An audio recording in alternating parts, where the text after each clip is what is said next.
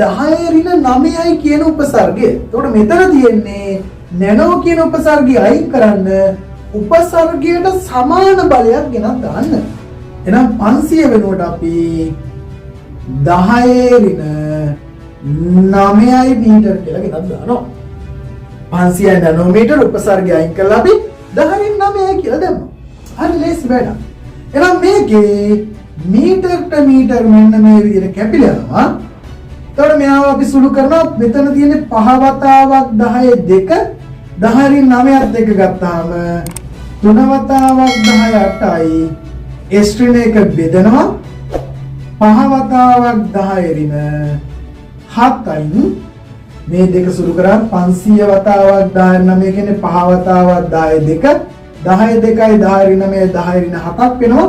මෙයා උඩට ගෙනියනවා මං 0.6යි 5 3 5න් බෙදුනහම ඒ වගේම 10 7 උඩට යද්දි පුතේ ධන වෙලා යන්නේ.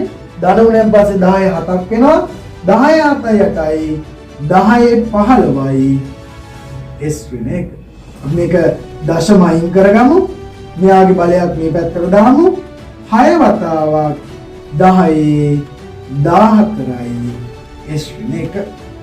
එහෙනම් ඊයේ දවසේ සහ අද දවසේදී ප්‍රශ්නත් එක්ක ඔයා දන්නවා සංඛ්‍යාතය දුන්නාම කොහොමද තරංගායමය හොයන්නේ සහ තරංගායමය දුන්නාම කොහොමද සංඛ්‍යාතය හොයන්නේ කියලා. ඉතාමත් පොඩි ප්‍රශ්න දෙකක්. නමුත් අපේ මූලික තියරි ටික එතනින් අපේ කවර් කරගන්න පුළුවන් ආකාරයේ ප්‍රශ්න දෙකක් ඔයාලට අපි අරගෙන ආවා. එහෙනම් දවසට ප්‍රශ්නයක් වැඩසටහන් මාලාව එක්ක හෙට දවසේදී අපි හම්බෙමු. ඔයගොල්ලෝ හැමෝටම ආයුබෝවන්.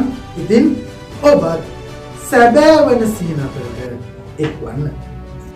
ඔබ සැබෑවන සිහිනතරට එන්න මතක් කරලා සබ්ස්ක්‍රයිබ් කරන්න